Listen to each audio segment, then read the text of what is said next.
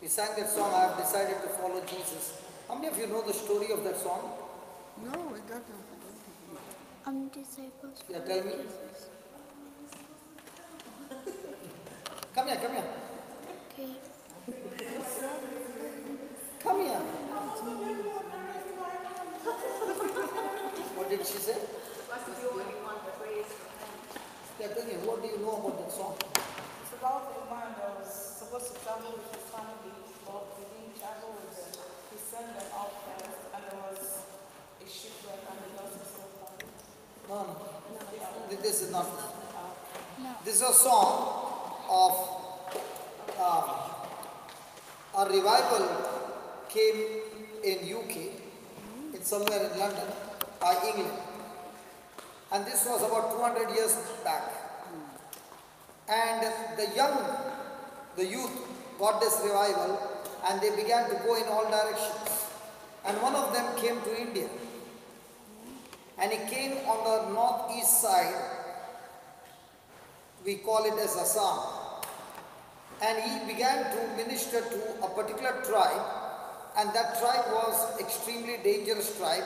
You know, when a boy has to get married, he has to go outside the tribe, cut off the heads of men and bring and put it on the doorpost to show that he is a man. Then only he can get a girl to get married. So in a tribe like that, this person preached to him the gospel. The husband received Jesus, his wife received Jesus, his children received Jesus, and this man went back from India. So now the couple this family who had received Jesus, they began to minister Jesus to everybody in the community. The chief came to know what was happening. He called the whole family right in the center of the village and told them to renounce their faith in Jesus, otherwise his children will be killed, 2 sons. And the man did not know what to do or what to say. And that's the time he sang this song, I have decided to follow Jesus. No turning back, no turning back.